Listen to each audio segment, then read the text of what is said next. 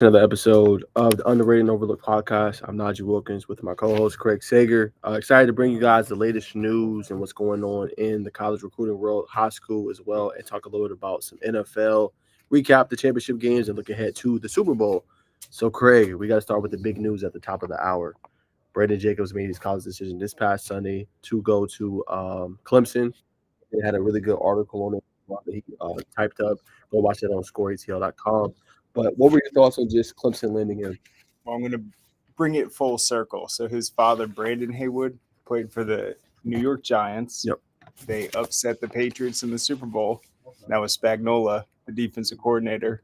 We saw the Chiefs obviously beat the Ravens with him drawing up a brilliant game plan. But yeah, he's an unbelievable offensive line prospect out of Buford. We saw what he did last year. He's huge.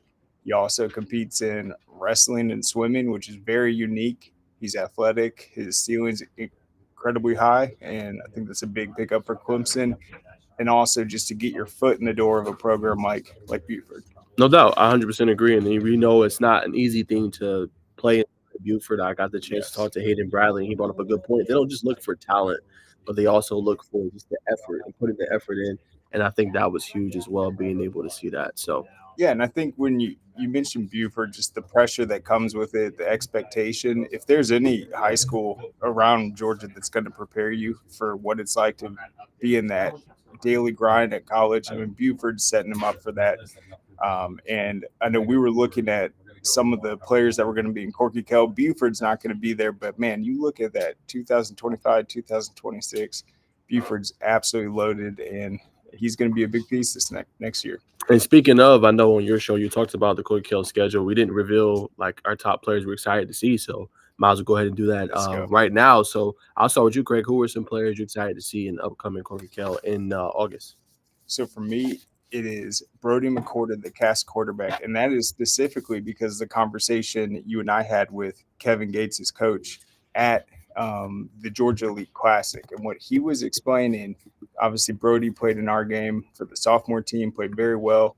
Had the last second comeback. They failed the 2-point conversion, but he was talking about how last year with Sokovie White at receiver, with Devin Henderson, those guys were so involved in the offense that they would run the same play but out of multiple formations. And he feels like this year Brody's going to be able to take that next step, and they're going to be able to run the offense through him. They trust his decision making.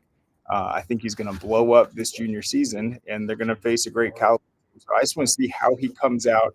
He came out really strong late last season when they made that big playoff run, the big win over Cal. How does he come out? Does he put up huge numbers week one and really build that momentum for the rest of the season? 100%. That's definitely one. And as we mentioned, we were talking with Coach Gates and how their offense is going to be looking and predicated. And like you said, they kind of went through those top two guys, Devin Henderson and Kobe White. Now they're going to be putting on guys like Isaiah Culp and some of the other receivers that step up big. So it's going to be interesting to see how it goes. But I definitely think, as I told you, Craig, he could be a national name here very, very soon. Yeah, and speaking of that All-Star game, I mean, that's not easy when you're going into a game like that. You got receivers you haven't played with before, disadvantages for the quarterback in that position, but he was able to handle it, find his guys. So he's going to have a new cast of targets, but I think he's the quarterback to do it. No doubt. I think for me, we got to see him at Georgia League Classic. Got to be for me, Ben Muser. I'm excited to see him. He's a very, very special player. As you guys can see with the schedule right here, they're going to play West Forsyth in the nightcap on that Thursday.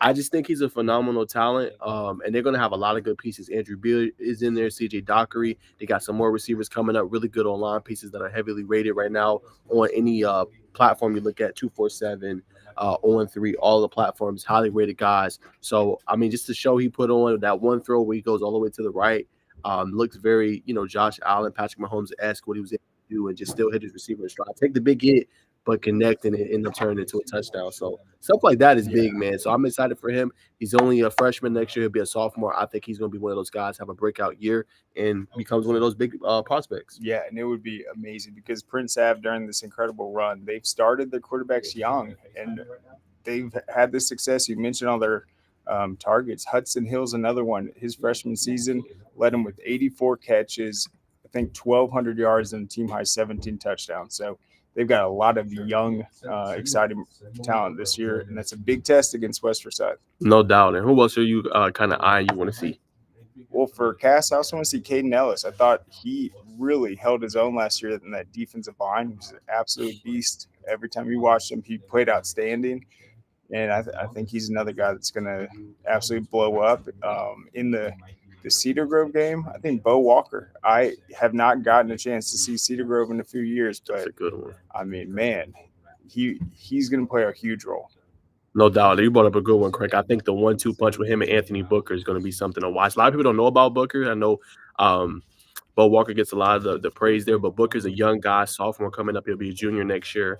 Has a lot of talent, really can do a lot of things well. That's going to be a name you want to know as well, man, Anthony Booker. But 100% agree with that. My next player, I got to see him a little bit last year in the Great Atlanta Bash, but this year I feel like I'll get to see him a little bit more. And that's Jonte Gilbert of Douglas, Atlanta. It's a heavily recruited kid. A lot of people want him. Georgia's high on his tracks right now. Got South Carolina, Clemson, Georgia Tech. A lot of teams want him really, really bad, and I think it's going to be interesting to see, obviously, who gets this recruit in the day. But just seeing him in person with Douglas Atlanta, I think they'll be a more improved team next year, and they're going to play and open up against LaGrange. I think that's a great opening game for the Corky. Yes. What I love about that Douglas team is they were in obviously that tough region, but they couldn't run anywhere. They couldn't hide. They knew they were going to have to play Sandy Creek and Cedar Grove year after year. They got more competitive this past season, and now you look at Jonte. He's going to be the highest rated player in the Corky Kell this year. No doubt. I mean, great point out by you. And who else were you on, Craig? You're excited to see? Well, I think, let's see, I have a couple of names down here. Let's see. Oh, yeah, Ethan Barber, Alpharetta, UJ committed tight end. Yeah. That's going to be really exciting. And Julius Holly's also on that defensive line, really promising prospect. He's blowing up. Yes. He's blowing up. Absolutely in recruiting. So, yeah, those two are going to be a lot of fun to watch. For me, I got to go another quarterback, A.J. Hill. We got to see him when they played against Lee County. Just want to see his progression. Battled at the Battle of Miami this past weekend. He turned a lot of heads as well. So I want to see him up close in person yet again. I think that'll be fun, kind of a matchup to watch. And I got to go Cole Funderburg. Got to see him a little bit last year, but the kid had over 16 sacks this season, 5th in the state. Got to talk to him personally as well. And, you already talked about what he's trying to improve this offseason, that one step and being able to get to the quarterback and create disruption and havoc and things like that. So I can't wait, man. I mean, it's going to be fun. Those are my top 4 players: Ben Muser, Gilbert, A.J. Hill, and then Cole Funderburg. I got one more, but the thing about Cole is I think, first of all, he's a leader on that defense. He's that guy, but I think he makes his teammates better, and they're a little older defensively. I think he's going to be working well. They're going to have a nasty defensive front. But then the other defensive guy, last guy I'll say, is Jaden Harmon out of Rome. He is an absolute baller, and he's going to need to be that guy this year at that linebacker position. No doubt. 100% agree with you, Craig. And actually, this was Craig's topics that he came up with. So I really appreciate him. I wasn't even thinking of this, but I'm glad he came up with this, just pointing out some top players we can't wait to see. So definitely great job by you, Craig. But got to react to the big news. The ON3 revealed their final 2024 rankings, Craig. And I got to get your instant reaction. Some guys were off this list that were initially 5 stars, which, we'll talk about in a second. But some of the newest 5 stars I thought was pretty cool. So I want to get your reaction to that. Luke Cromanhawk of Benedictine, he was the newest 5-star according to the rankings. Caleb Odom of Carrollton was another 5-star prospect on the new rankings, and then DeMello Jones of Swainsboro. So, Greg, give me your instant reaction. Those 3, we'll start with those 3 first, being named 5 stars in the new rankings. I think DeMello, his play speaks for itself. Anyone that watched that game, Prince Avenue Christian, Swainsboro, I thought he was the best player on the field. Absolutely balled out. The physicality he brings at the defensive back position, when they needed the big touchdown plays to get back in the game. I mean, he provided it every single time. He's electric. He's exciting. And he's a real difference maker. If he's not a 5-star, I don't know who is. Yeah, no doubt. What he did in that championship game for Swainsboro, I mean, that was next level. The pick 6, I thought they had him where they wanted him at against Prince Ave. I mean, that's like momentum building right there. And, he was able to come up clutch and big for his program. He did all he could, man, but Prince Ave was just on another level. But, yeah, I think he deserves it. Cromanhawk as well, man. I got to see him this past summer. And talk about a guy that can deliver a ball in there in a tight window and complete it with accuracy. He's there. And what's another crazy stat? He is the first 5-star coming into the four-state program since Jameis Winston. Wow. Yeah. That's exciting. And Yes. what I like about him too, uh, he's more obviously he's a quarterback now, but starting his career as a receiver, safety, and then now he's a five-star quarterback. Guy is athletically gifted. He's tough, and I think he's going to be the real deal. No doubt. And then the other two players that were on there as 5 stars for Georgia was KJ Bolton of Buford, who is at Georgia now, and then Sammy Brown of Jefferson, who's at Clemson. That's right. Who was the third one initially? He said DeMello, Luke, and Caleb Odom. Caleb. Oh, Yep. yeah, man. He had the best play, I think, I saw all season in terms of just yards after catch against Rome. He caught it with like over two guys, caught himself with one hand, and then stumbled into the end zone. That was Rome's only loss before Thomas County Central. He's an absolute beast. No doubt. Well, guys, we're going to share the screen with you and talk about some other players on this list. 38 actually made it from Georgia, so I'm going to share that with you first. 45 from Texas. Pretty cool stat, right here as well. So let's point this out for you guys. Hold on 1 second. I'm going to show you guys. Share the screen. Okay, here it is, guys. So once you guys see this, so states with the most recruits in updated ON3 100 rankings for the 24 cycle. As you can see, Texas with 45, Georgia second highest in the country, 38, Florida 32, trailing them right behind at third, fourth California 24, Alabama 19. I think this is going to be a hotbed state here pretty soon, Craig. Yeah. North Carolina with 12, Ohio with 12, and then Missouri with 10. So those are the rankings right there. But I want to show you guys the screen right here just to see the top players that you can see right here in the state. Let's see. All right, so here we go. So here are the Georgia players. So we already talked about some of them. I just see DeMello Jones, KJ Bolden. We talked about Luke. We talked about Caleb. Mike Matthews, heard he really impressed Craig at the Polynesian Bowl. He is ranked 38 in their rankings. Was previously 26. What did you see from his play this year? I think this year his production suffered. They had a obviously new coach coming in, dealt with some injuries. They lost Kyer Spain. They were never really in an offensive rhythm, but there's no doubt I really like him on those slant routes. Like in the red zone, he can jump up. He reminds me of honestly Muhammad Massaquoi. Just a good solid route. Yeah, good solid route runner. Technician, but I think Tennessee's going to be a good fit for him. I just think he did his thing last year, but I definitely think he was frustrated. He needed to get the ball more. No doubt. And before we keep going, Craig, I know last year you were spot on, so I definitely want to give you credit with this. But you said you felt like Caleb Downs was the most ready athlete or most ready player to go into college, and he proved that, right? Is there anybody on this list before we continue to go, 5-star, whoever, that you think is the most ready to play and contribute right now? That's a good question. Go with DeMello Jones. DeMello Jones, okay. Yeah. And there was a similar situation. It was Malcolm Parrish, who was the former Brooks County quarterback, actually, but also played DB. He went to UJ, started immediately. I think you see the same thing. You're going to see him in spring ball locking up these receivers, and it's just going to speak for himself. There you go. I think he's physical. He can jam. He can cover. He's ready. There you go. Well, that's Craig's most ready. He was spot on with Caleb Downs, so I can't wait to see that fruition and continue to follow that story throughout this year and obviously going into next year. So let's keep going with Georgia. We talked about Mike Matthews. And if you see somebody that I point out, Craig, definitely let me know.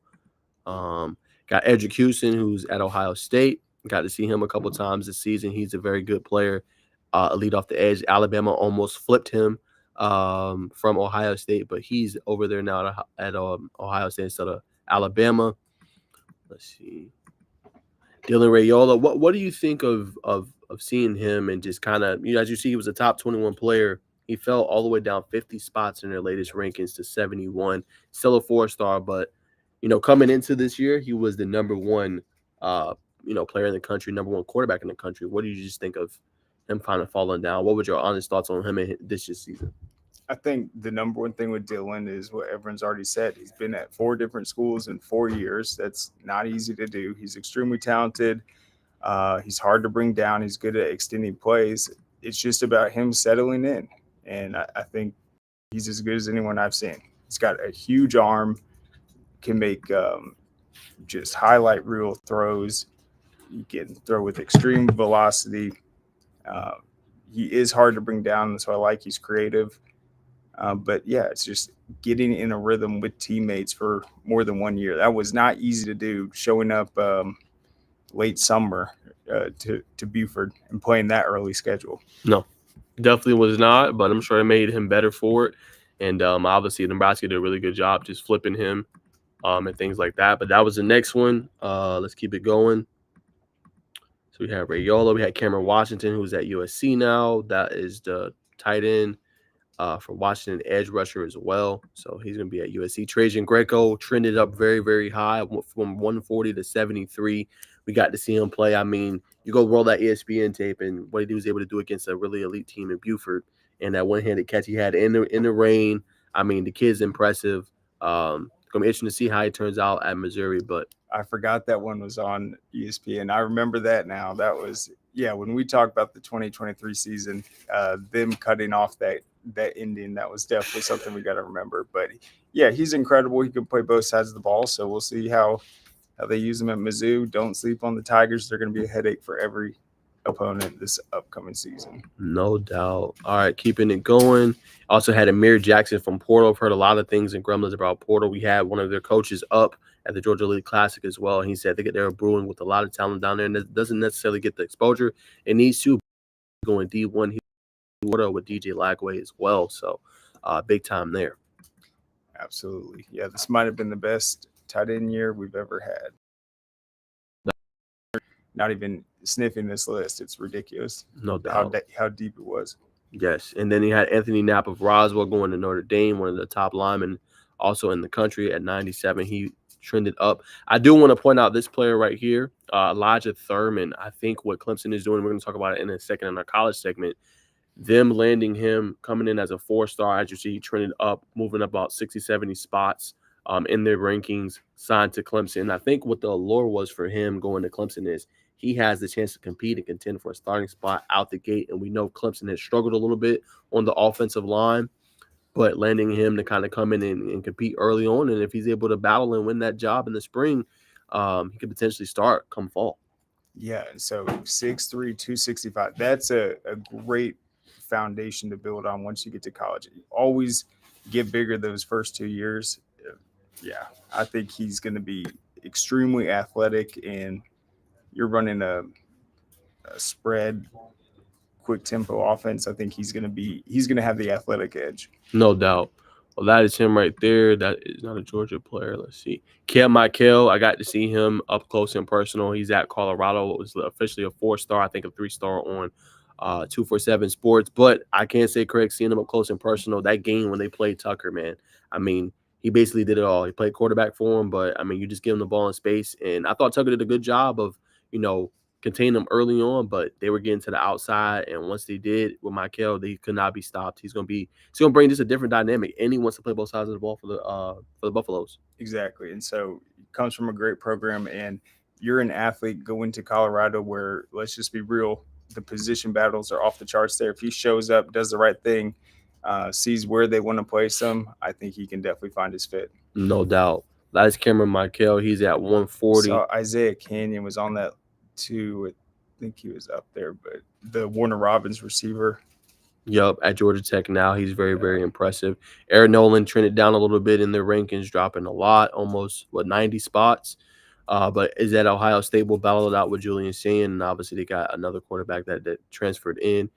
And then C.J. Jackson, this was an interesting flip as well. He was originally at Georgia Tech, but flipped to LSU. Got to see him up close as well, and he's a different breed. Yep, Tucker had a really good year, and they have always produced, and LSU is definitely hungry to get back. They had a pretty solid season. Yes, they did. And the next one is Nye Carr. Also was in the Under Armour, or not the Under Armour, the All-American game in San Antonio for NBC. So, he's another special talent as well. I should see what he does there. Man, I got to point out Cam Davis as well and what he was able to do with Craig. I mean, I've seen pictures recently. He looks like he could start right now. Yeah. I mean, it's insane. Yeah, Doherty had a tough season, but Cam Davis, the real deal. And I think they're going to be very impressed when he gets to campus. Yeah. He's a grown man. Yeah. I'm seeing initial photos and I'm like, bro, what? Did he it is come to our insane. media day? I know I saw him. He came to the luncheon. Yeah. Yep, he was at the luncheon. Yep, for the AJC. Yep. That's right. Yeah. No doubt. He's stacked. Yes, he is. So that's Cam Davis at 171. Had Marcus Masco of South Gwinnett will be at Florida. Landon Thomas, Colquitt County. He was another impressive player, originally with Georgia, but ended up signing with Florida State. Let's see if we had any more big. Nasir Johnson of Dublin going to Georgia. Major time player for them as well. And then Northside Warner Robinson, he was at Clemson the whole time, stuck it out. Carl Joseph Northside, another impressive player. Walter Matthews, reason why Hiram was pretty good this year. He'll be at SC. Just his ability at 6'7", 245. I mean, he's going to be impressive, I think, for a long time. Be interesting to see how the quarterback situation looks going forward, but definitely another weapon for that offense. And then what can you say about him? We got to see him at the Corkel 7-on-7. Don't get to see Calvary Day a lot, but Michael Smith going to South Carolina. I mean, he had a couple catches in that with Jake Merklinger that just, all dropping, and what he was able to do. So, yeah, he was one of the go-tos for all those seasons with Jake. Him all year. David Usiemi of North Cobb. Just kind of talk about what you appreciated from his game. Yeah, he's very scary. What he did to Milton in that first game this season, it was unbelievable.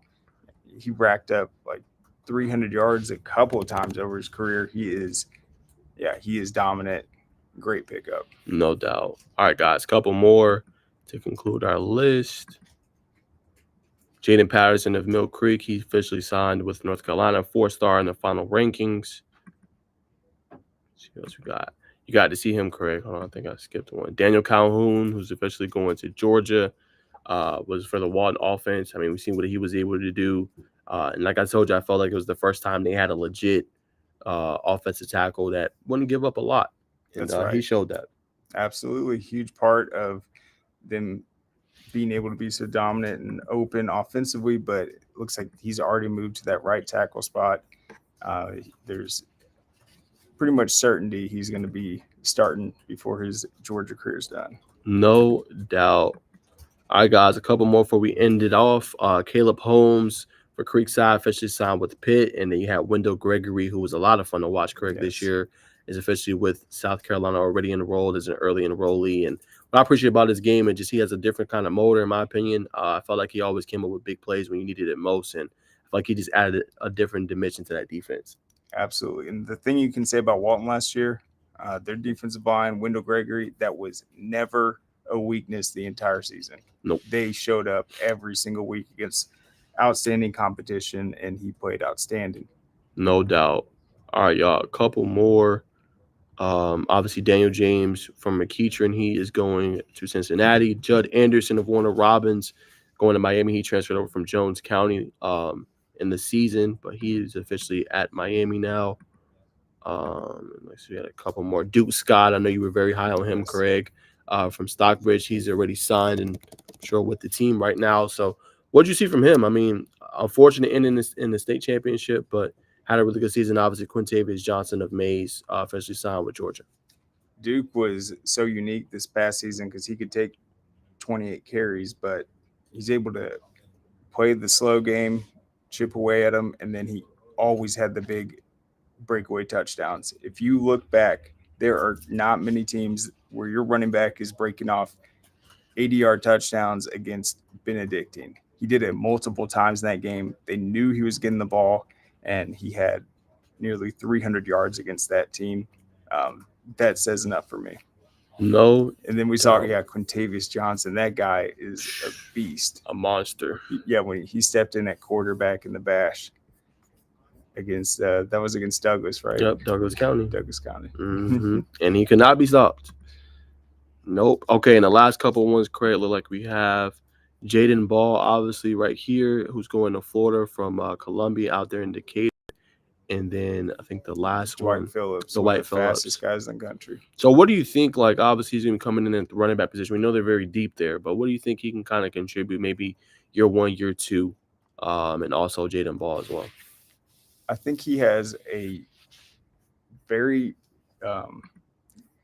unique level of elite speed. Like, this is a guy that was top 10 in the nation in the 100. So I think when you have a guy like that, they're gonna want to look for creative ways to get him involved.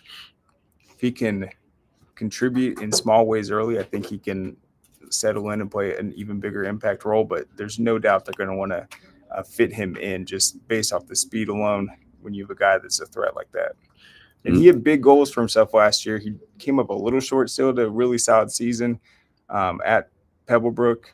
They did deal with some injuries, but yeah, I think he's very motivated, and he's going to continue working on that speed and watch out.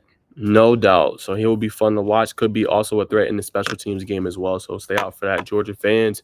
But that's what we got for as that. One more segment before we conclude our high school segment. We're going to look at a tell of the tape from a McIntosh player, Evan Ward, who will be, upcoming. And what was the Franklin Stevens quote? Speed, you either have it or you're chasing it. Simple as that, man. Not a lot of players have it either. So that is a great point out by you, Craig. But here we go right here. We're going to roll the tape for him. Played a little bit of outside linebacker and wide receiver this past season.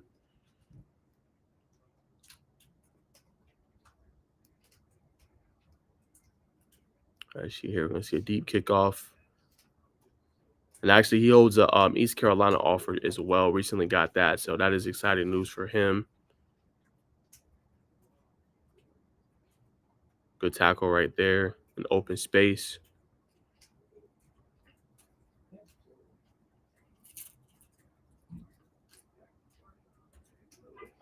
Good wrap-up tackle right there. Good explosion. Okay, and then here you're seeing a little bit of everything here on the kickoff coverage.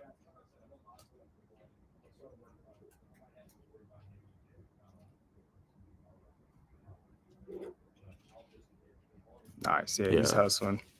Big time hit right there. And pause it real quick, because that one's tough, because he ends up getting behind him, but that was an unpredictable bounce. Bounces off to the left, but he still pursues it and finishes the play. That is a great job by him. Yeah, great job. Big hit right there. You see an outside pitch. Right there he is right there. Another good hustle play, Craig, as you pointed out. Two straight hustle plays right there.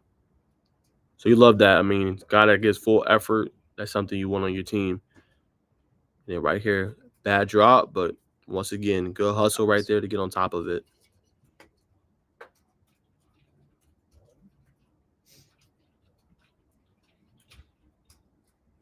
All right, here he is right here. Good contain right there. Good tackle, good wrap up. Nice job. Here he is outside again.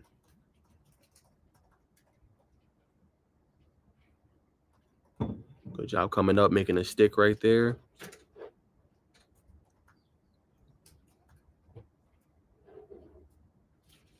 Love that right there. Good job getting off the block.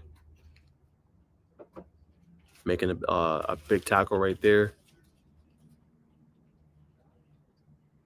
Love that burst right there. You can roll that one more time. So right here in the middle, looking to burst through the line.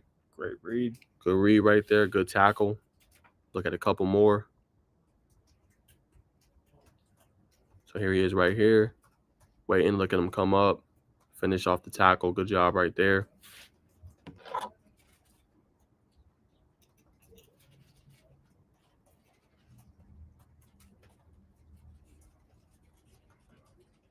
Nice pursuit to the ball.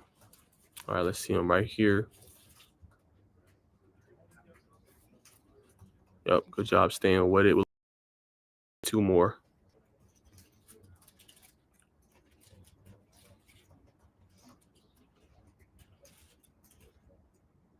Yeah, good hustle again. All right, last one right here. Looks like he's going to be playing a little bit out. Screenplay. Good job right there fighting through the block. But what stands out to you, Craig, when you see his tape? We see him in coverage there. I think he showed he can get skinny. come downhill. He reads plays well, sees where it's going. The only thing I would say, and I'm the biggest hypocrite of it, is the pad level. If he can get lower in his stance, he's going to be able to take those tackles, and they aren't getting any extra inches on it, just getting under the pads. If he works on that pad level, I think it's really going to help out. There you go. And Craig's played the sport as well, so good point out by him. You do not want to get tackled by guys that are lower than you. No doubt. Yeah. So great point out by Craig. That's our thoughts on the tape. I definitely think I'll point out your hustle. I think that is something big. Coaches love that. That just goes back to effort. You don't quit on play, so continue to make that a big part of your game. Continue to just get skinny. Pad level, as Craig pointed out, and coming downhill. I think as you get bigger and faster, man, you'll be able to make more big time plays. So that's our thoughts on your tape. We appreciate you sending that in. And that's our thoughts to conclude. We do have a couple coaches changes and updates. Craig, let me know what you've seen. My big ones right now: Banks County hiring Todd Winter, who was formerly of Holly Innocence. They started off the season really hot, 4-0, but finished 4-6. So they're gonna look for him to come in there and kind of shore that up. Mays hired Reggie Austin in place of Tony Slayton. I think that was another big move for them. But those are my two big hires from this past week. What else did you see, Craig? I like Reggie Boom Austin comes from within the Mays program, was the defensive coordinator. I think the stability is still going to be there. Big hire for them. Obviously, the other one was Tyler Jones. That broke last week. Just a massive hire. One of the brightest offensive minds in the game.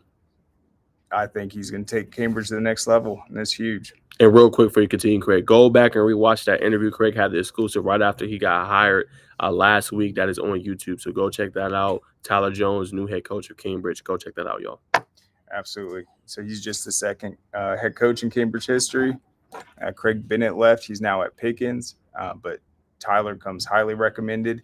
He didn't know that he was going to be taking that job, but he told us he got word from inside sources that Coach Bennett was leaving. He went up against Cambridge when he was at River Ridge.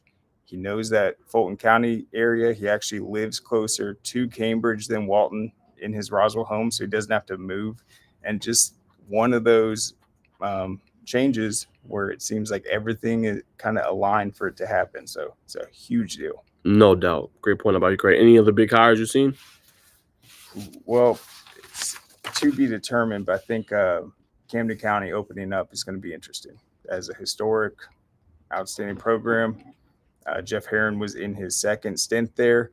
They were lucky to have him, honestly, because he was ready to hang it up, I think, before that, and came in for one last hurrah, led them to their deepest playoff run in over a decade. And so I think they're in a good spot. No doubt. It's interesting to see who replaces him. Really great career for him and what he's able to do in the state of Georgia. And like you said, really illustrious career for him there. Well, all right, guys, that's going to wrap up the high school segment. We're going to move to our college segment, second segment of the show, and just talk about what Clemson's been able to do so far. It is still very, very early, guys, in recruiting in 25. But to believe it or not, Craig, Clemson has the number 2 class right now in the country in 2025, according to 247 Sports. So I'm going to talk about some of the big guys they got. They landed Isaiah Campbell this past week. He's a 4-star player, plays linebacker. Listen to his stat line, Craig. 110 tackles this past season. He had 16 sacks as well. He's going to be a standout player. We talked about Buford's offensive lineman, Brayden Jacobs, who they landed as well. And they also got Jalen Beckley from Texas, another 3-star offensive lineman. I think they are nailing that position. Probably going to take 2 or 3 more guys out of the offensive line, but I think they're doing an outstanding job just recruiting. They got over, I think, 11 commits right now, and they got one of the top classes in the country. Yeah, I think Clemson is in a really good spot right now. Saw what happened to Alabama. Saban retires. See Harbaugh leave. There's a little turmoil over there, all the transfers. Dabo is seizing the moment, and it's just going to be about how they come out next season. Can they not meddle around the standings, and can they actually compete for an ACC title? If they can with this incoming crop, I think it's going to be Clemson's return. And I think the thing, too, with Clemson, Craig, as you mentioned, I think they have to get out to a good start. They did not start the season good last year, right? Everyone had them as a top. I think they were a top 3 or top 4 team coming into the the season last year, and they lost to Duke, right? And that was kind of like the trickle effect. And they had other losses on their schedule. They got it together towards the end of the season. A lot of their young DBs stepped up. The offense started going with Phil Maffa and Will Shipley. But as you mentioned, Craig, I think they're doing a good job, but they got to get a good start to the season. And as you said, try to contend and compete for ACC title. Yeah, I think Clemson's program, they recruit well. It's a great experience, tremendous support around the program. But last year, they didn't come out with an identity offensively. We mentioned their shortage of elite receivers in recent seasons. It will be very important, but they just need more leadership on the field. And I think it's going to be a more fun year. Last year wasn't the most fun year for Clemson fans. I think if they come out, pick up some early wins, it's gonna feel really electric there. And you mentioned just Death Valley, No what doubt. that's like. It is a different breed. And a name to know, Craig, Bryant Wesco, a kid they recruited, a 4-5-star player, 4 to 5-star player for them. Interesting to see if he's able to contribute early. They lost a couple guys in the portal at that wide receiver spot. So watch for that name. Keeping it going, Craig, what was your thoughts on just Michigan landing Sherrone Moore as the coach? He got the endorsement from Jim Harbaugh, but a lot of Michigan fans are not too thrilled with the hire. He was 4-0. He did beat Ohio State, but what's your instant thoughts? Wasn't too surprised. I think Michigan fans waiting that long, I think they're good. But they lose a lot of talent from that team last year. So it's going to be tough to, I don't know, their schedule will be even harder this year. It's going to be tough, but I think he's going to, I'd say, replicate the things that led to the success with Harbaugh. Just stay out of trouble and keep doing your thing. Yeah, that's all you can do. I mean, I think the good thing in the short term for Michigan fans is that, you're going to have that stability, right? Because he already knows the system. He's been there for a long time. Was under Harbaugh, was, a lead assistant. Show what you can do when he's able to coach. And obviously, like you said, you're going to lose a lot of talent. But I think the big thing is you keep a lot of your recruits, because Michigan had, I believe, a top class this past season in recruiting for 24. So those guys are going to have to come in early and contribute early on for them. So I think it's going to be imperative that they come out to a good start. As you said, it's going to be tough, but no Donovan Edwards, no Blake Corum, no J.J. McCarthy, no Summer Still. Yeah. So they're going to be missing a lot of guys, but they're going to have their young guys step up. But I will say this, the defensive line, a lot of players that stepped up big this season, they are coming right back. So the D-line, I think they don't have no issue there. We should see how the secondary looks, and obviously the linebacking group. That's very true. I was thoroughly impressed with their defense, the way they tackled all season long. But yeah, losing all that from the run game offensively, that's definitely the big question mark. No doubt. Well, Craig, I'm going to throw it to you, just what you're seeing latest around just the UGA program as a whole. I know they've been having some junior days lined up. I know they got some major prospects they're going after, but what's the latest you've been seeing and hearing? First of all, shout out to Dog Nation. It looked like they just updated and got a brand new studio. They did. Yes, so Brandon Adams was very happy about that. It looks very nice, and so good for them. They're doing great things. There hasn't been too much news. I think the big conversation still, though, is people are saying they think Mike Bobo is going to have a better year coming up. He ran a much different system than Monken. You got Carson Beck coming back. He's got more hype than ever. He had a tremendous completion percentage. They didn't really have one game, though, where they really let him just go out there and air it out. He's going to have new targets. Carson Beck's a huge storyline. Can he have an all-time season? Can he join that list of all-time great Georgia quarterbacks? And I think the other one was obviously not relevant right now, but I thought it was interesting. Tight end out of Mater Day, the freshman phenom that they call Baby Brock. Looks like he just got an offer from Georgia. That was on January 22nd, 2027. California tight end prospect. He rocks the same number. His teammates call him Baby Brock. And let's see what they said about him. Nathaniel Frazier has seen him play, says he is the real deal. Just turned 16 this month. He had 11 catches in 8 games this season. So he's just getting started, but UJ offered him, so maybe in the future he will live up to that nickname. No doubt. I mean, that's big, and they actually got Brock Bowers out of California as well. So obviously, they know how to recruit that state pretty well, Right. and getting them to come in and contribute early on. So he will be a prospect, as you said, to Yeah. watch. I got a couple more notes on him. Here we go. So Favors wearing number 9, and it will be switching that soon, but that digit wasn't available. So it was a coincidence that he wore number 19, but he still got the nickname. His father was a Power 5 defensive lineman at Colorado State back in the day, so certainly a lot of other schools are going to be in play. I took part in the Battle 7-on-7 tournament in Miami this past weekend, starring for the California Power team that included Ethan Barber, who we mentioned from Alpharetta, and Jaden Perlow. He's from Buford, right? Yeah, Jaden Perlotti. Perlotti, my bad. Sorry, Jaden. I will not get it wrong again. All right. Then people are just saying he's a straight dog. Very impressive. He says he likely at this point runs a 4.7. So that is, as a freshman that size, I always say, like, you're going to get so much faster from your freshman to senior season. My mom was beating me in foot races when I was a freshman. And by the time you kind of hit puberty and stuff, yeah. So I think if he's already running a 4.7, this guy's the real deal. No doubt about it. And my quick thoughts on just George, I think it's gonna be interesting to see. And the biggest storyline, as you see, Brendan Adams mentioned on the show too, is just the defensive line, right? I think that's their biggest part of the of weakness. Like you look at tight end Oscar Delp coming in, Lawson Lucky, which should have a bigger role next year. I think they're good there. They did a good job bringing some guys in. Landon Humphreys from obviously Vanderbilt coming in. They picked up a guy from Miami as well. I think receiver, people will have that circle too as a question mark. But I think receiver is going to be a good spot for them as well, especially running back. We know how they do there. But defensive line, Craig, as he mentioned, getting Caleb Downs was kind of a luxury.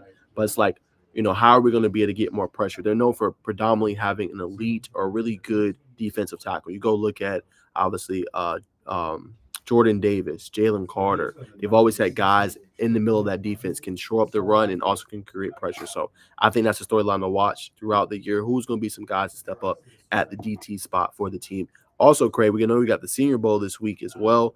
Big time Georgia players competing in this as they go into the next part of their careers to the NFL, which we're going to talk about in a little bit.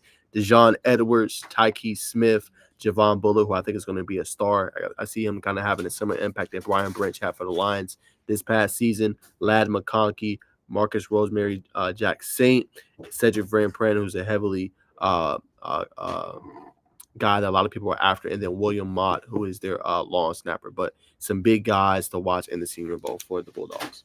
That's right. So, 7 players, is that right? 7 players, yes, sir. Yeah, so how's Georgia going to do in the draft this year? It's always an exciting thing, not only the state of Georgia and former prospects, but Georgia in particular. Should be interesting. But, yeah, who do you think out of that group is the biggest steal?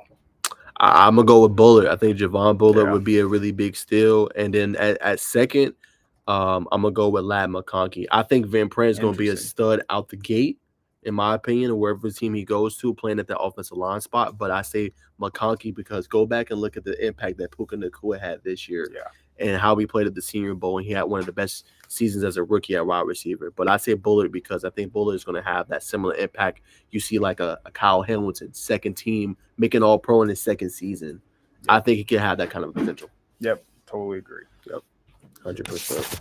Well, all right, that's what we got around the UGA program, guys. We're going to wrap it there. Also, latest around the Georgia Tech program. You guys know I covered that. So they just had the junior day, Craig. Had some major prospects on campus. Amari Wilson was on campus. Bryce Perry Wright, the elite 26 rising junior out of Buford. Chad Fairchild of Lovejoy. He played at Georgia League Classic, Craig, as well. And he's also recently just put into the top underclassmen by Tom Lemming. I don't know if you know what that is, but he has a Lemming report where he puts the top players in the state, puts them all together, and has them, basically talk and say where they're from. He was included into that list out of Lovejoy. Caleb Cunningham recently announced Tech as his top 12. Then you got Alexander Sanchez, who's blowing up this month. He has over 7 offers in the month of January from college programs. And then Peyton Joseph, who he was very high on, offensive lineman out of formerly of Peach County, but I think he's at Houston County now. Yep. All right, so that was the junior day. Next doing this thing. They are. I'm excited. Yes. And the last thing, Brent Key went to visit Tay Harris. I think that's another guy they're very high on. Obviously, we know he was committed to Georgia, but he was on campus, I think, last week or the week before, and they went to visit him this past couple of days as well. You love to see that. So anytime that that's just the smart move. That's the shrewd move. It's like he decommits from Georgia, you better show up the next day, even if it's a long shot. No shows doubt. you are active. That's it. And the last thing, I don't know if you know, Craig, but they are actually building a new stadium. Found it out through a couple sources that have confirmed it, and they have a new weight room that they're building as well. A lot of new facilities, as I've always told you, Craig. A program on the rise. They're in the works. I don't know when that new stadium is going to happen, but they are in the progress of doing that. I wanted to reveal that news here today as well. It would be pretty special to see just with the Bobby Dodd. It's such an old historic stadium, but there's all this like new architecture around it. Like, what if Georgia Tech like really went there and it's like we're gonna have the most innovative, like beautifully designed campus, skyscrapers, all sorts of stuff. It just makes sense. It just makes sense. Their innovative part, and another crazy stat just go next level. Yeah, another crazy stat about Georgia Tech, Craig. 2 in 5 kids or just college students that graduate from there, 2 in 5 are millionaires after they graduate. So, I mean, you got the allure of Atlanta, you got that stat as well, and then you got a team that's on the rise. I would have flunked out, so calculus too. Yeah, right. Good luck. Sorry, that's not happening.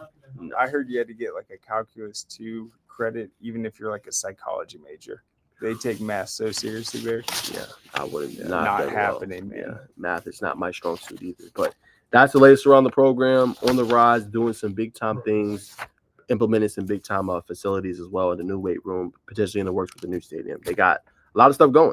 Yeah, my buddy actually he's one of the smartest kids. He played tight end for us at Walton. He went to Georgia Tech, and now he is an elevator engineer. Engineers elevators for skyscrapers. So he's doing quite well. Okay. Engineer for, you said elevators. Elevator companies. That's pretty cool. Shout out to him. Yeah, it's insane. No doubt. Well, guys, we'll go to our last segment to conclude the show with NFL reacting to the AFC championship game in NFC. Let's start with AFC, Craig. I'm going to give you the hot take on this one.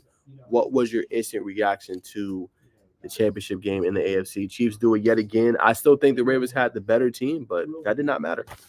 Yes, everything I was worried that the Ravens could potentially do, none of it manifested. I thought the Chiefs utterly dominated in that first half. And then I think the Ravens went into the locker room in panic mode because their game plan fell apart completely. I was surprised they didn't try to run the ball more. I thought the Chiefs had a good defensive game plan to put the pressure, force the pass.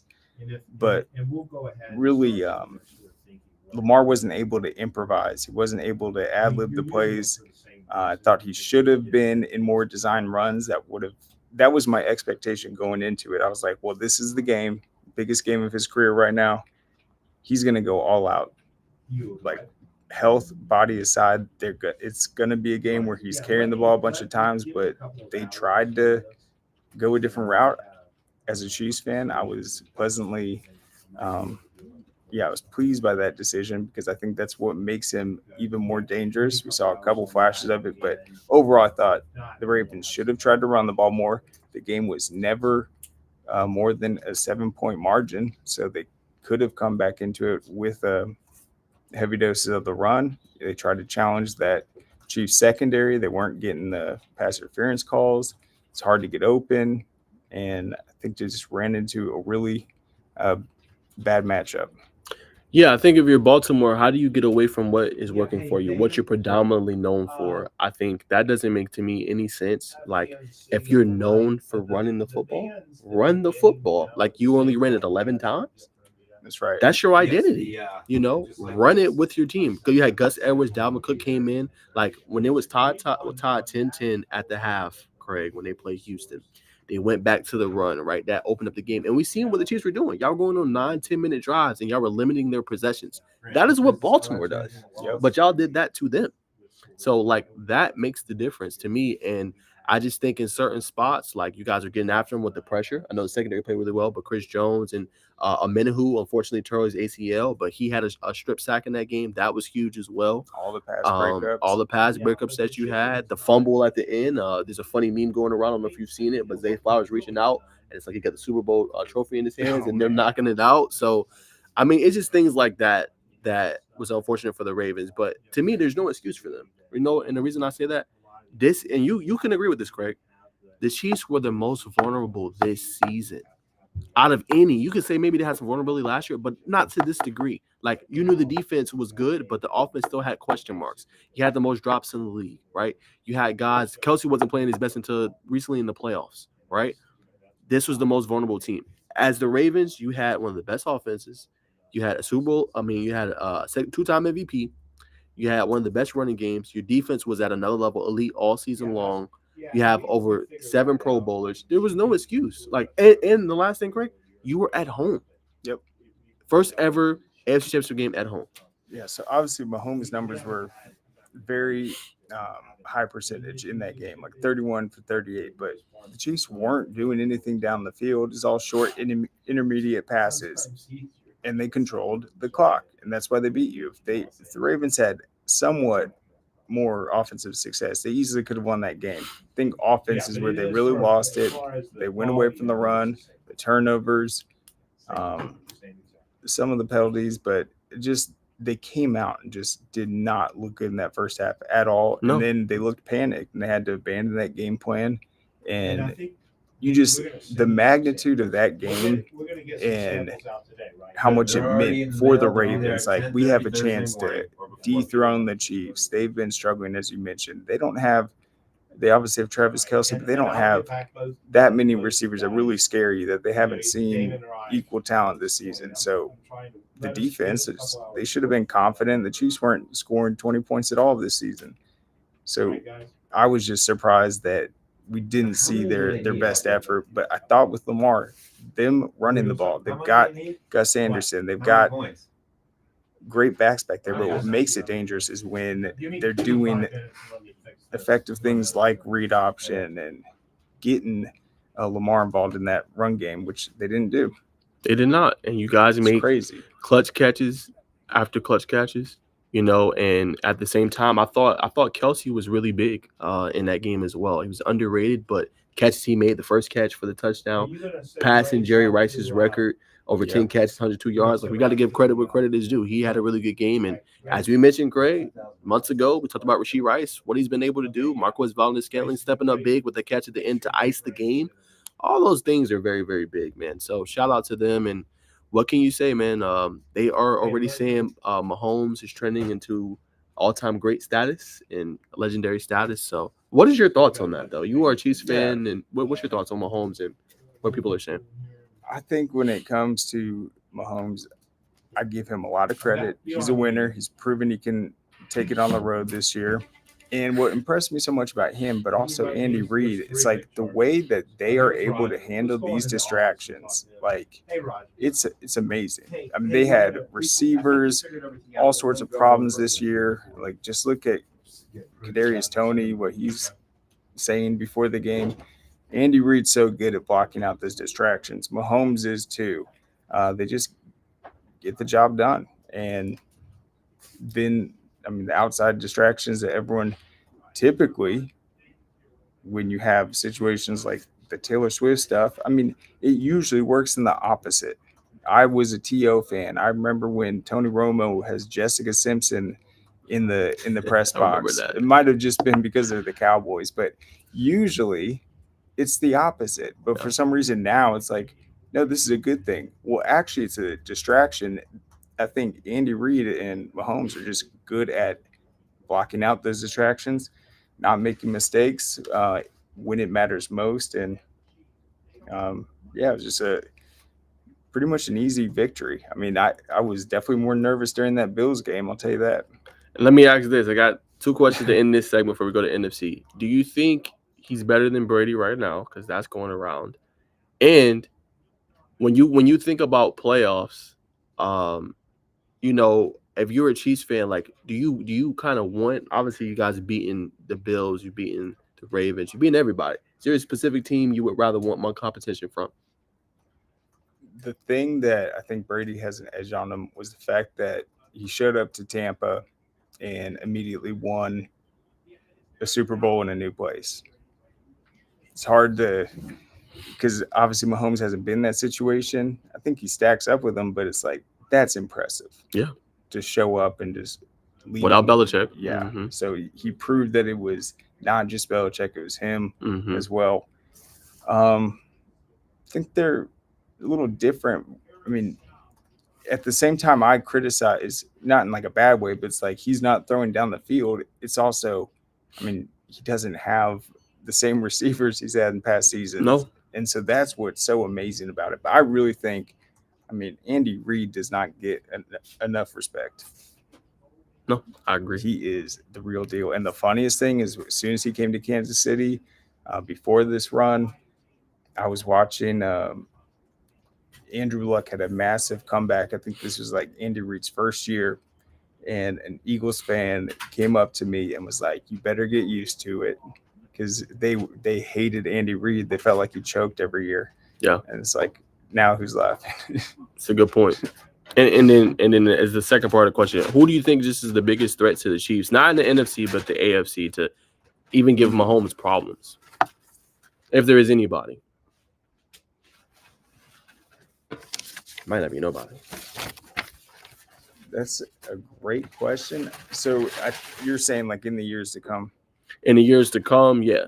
Like, who do you think in the AFC has a potential chance to knock him off this throttle, this 4 Super Bowl appearances in 5 years, like what he's been able to do? It's tough. Maybe the Chargers. Okay. Yeah. You believing in Jim Harbaugh and what they're able to do? Yes. Okay. You think they'll have a good shot? Okay. Interesting. All right. Hold you to that, Craig. Okay. All right, we're gonna keep going. Let's react to NFC Championship game. I'll start. I just think the Lions blew it. They were up 24-7 at the half. I mean, obviously, they went down the drive. It's just like there's nothing wrong with being overly aggressive. That's a part of your DNA, your personality, and what you like to do. But my point is, like, okay, you're up 24-10. Take the points, bro. Go up 27-10. That's still a 3-score game, right? Like you had at the half. Okay, cool. You made that mistake. Another part of the game. Take the points, you take the lead. Take the points, right? And it's like at a certain point, if you're a great coach, you got to adapt, right? That could be a part of your personality, being aggressive, but there's certain instances in the game where you don't have the momentum, where you just take what the defense gives you. Like you take those points, and you come back. I just felt like his over-aggressiveness blew it. And I think when you have a big lead like that, like what the Chiefs did, limit possessions, run the football, run it with. If you didn't trust Gibbs because he fumbled in that key spot, give it back to Montgomery. They were not stopping the run at all. So run the football, kill the game, make it easier for your team. Get Laporta back involved. He was having a dominant first half. I just I don't get it. They just never stopped the momentum. And they did get a lot of good experience, but they just showed that they were a team that was inexperienced. If they were more experienced, they would have did other things to be able to win that game, because they absolutely put it on San Francisco and really should have been going. Yes, they did. And when they were running the ball in that first half, building that lead, they could do things like on a 3rd and 9, throw a screen pass and pick up a first down. Not many teams can do that.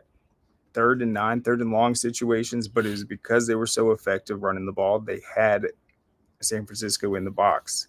I think the biggest thing for them, it's like not only did they let the lead slip away, then it's like they're clawing back. That's hard to do, to let a game just let a lead like that fall away so quickly, and then next thing you know, it's like San Francisco's in total control. What the hell happened? And it's because I don't think they played the clock situation well either. No. Teams don't know how to hold on to leads. The Chiefs did in that game. Yeah, for the whole second half. It's like, oh, wait, we can be up 10. Our defense is playing well, and we can just try to bleed off as much clock as possible and force Lamar maybe to have a drive with one timeout in his pocket. We'll take it. That's smart. Turning the ball over and doing things that could shoot yourself in the foot, that's not smart. That's what the Lions did. Yes, they did. And That's a tough one. And it was just weird seeing the Lions and 49ers like in a conference championship game. you don't see that often. No. No, It would you just don't. looked weird. No doubt. So, what's your thoughts on San Fran, them pulling it out, obviously coming from behind, Brock Purdy, and what he's able to do? I see him comparing him to Burrow today on Get Up Show, showing they had very similar seasons in the 2 years that they were in the league. Essentially, Burrow had 34 touchdowns, 14 interceptions. Purdy had 31 and 11. But what's your thoughts on that and San Fran going to the I championship think Brock played very solid. He's had a great year. But you also just saw his elite playmakers making elite plays. plays? That's just all them. Plays that I've just never seen anything like it. Falling back, one-handers on tipped balls, passes off of helmets, Christian McCaffrey. Just elite playmakers all around him, and he played well. Didn't panic, and he's been rock steady. So I think it is a very tough matchup. Yeah, speaking of that, obviously we're going to go in more detail next week when it's officially here. But who do you give the edge in the Super Bowl right now? We'll break down the matchups and X factors and things like that next week. But as a final topic of the show today, who has the edge in the Super Bowl? Oh my gosh. Well,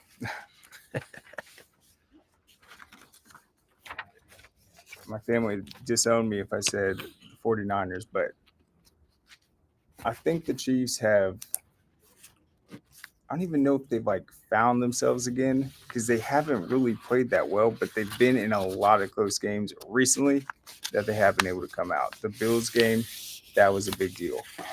Being on the road, I think I really like the defense. Uh, it's gonna be hard with that Kansas City secondary. I think they'll be able to generate a pass rush. I give the edge in coaching to the Chiefs. I do think though there are more playmakers at San Francisco's disposal, and I think Christian McCaffrey is the guy I am uh, most concerned about that I think could come out with the MVP. Interesting take by you, Craig. I'm gonna give the edge to the Chiefs. I like you just said. I go back to experience. Obviously, Kittle's been there before. Bosa was a rookie when they first went. Shanahan's been there before, but you have a quarterback that's never been there before. I think Debo's back as well. McCaffrey, this will be his first time in the Super Bowl. I think they have the talent to be dangerous in this game, Craig. But I think it comes down to the QB position. And it's no disrespect to Purdy. He's having a good season, but those tipped up passes that should be intercepted, you're not beating the Chiefs that way. Okay, that's just not going to happen. You know what I'm saying? Their secondary is too poised. You're not going to be able to throw just jump up balls and expect it to go down. So I think in this game, I think the pressure is going to be another big aspect. Obviously, we're going to go a deep dive into it, but just initially, the pressure I think is going to be big. Despite you guys not having a mini Hugh, I think you guys still going to be able to create pressure. Have 4 sacks against Lamar, and I think the pressure is going to be. Let's say it is a close game. Mahomes has been in close games, like you said, Craig, all season. Ken Purdy, they said he's came from behind. He came from behind in the Lions game. Ken Purdy in a pressure moment to win it all, make the throws he needs to make in clutch moments to lead them to victory. I don't know the answer to that just yet, and I don't believe that until I see it. Seen it we yet have not once. seen it. Yeah. So for me, I cannot give that edge to them yet. I do agree with you. I think the playmakers are going to be on another level. McCaffrey, Debo, Kittle, Ayuk, I agree. But can he make the throws when it's crucial? And will that defense be shored up? Craig, I'm not sold on that defense just yet. I know they got elite players. I know they got Nick Bosa, Fred Warner, but they have shown an ability to be exploited. And you've seen that early on with the Packers, and you've seen that with the Lions. If they can do it, why can't the Chiefs do it? That's right. Yeah, and I wasn't that impressed with the red zone defense from the 49ers. No. There's some teams, even in the Ravens game, it's like that is tough sledding to punch it in, but Lions, they gashed them in that first half. No doubt. So we'll see if they adjust. That's going to be a big game. Super Bowl will be not this week, but the following week. But that's all we got. Any more topics before we wrap the show today that you wanted to hit, Craig, or that interest you? Nope, but you'll be live later today. Yes, I will. So stay tuned. I have a new girl show premiering at 4:00. We'll see how the time goes for coaches if it's plausible. If not, I might move it an hour up just to kind of help coaches out a little bit more. But yeah, all girls show talking about girls sports all across the state of Georgia. Flag football, basketball, tennis, swimming, wrestling, softball, volleyball, everything. So stay tuned for that. I'll be back at 4 to conclude with that. We appreciate you tuning in.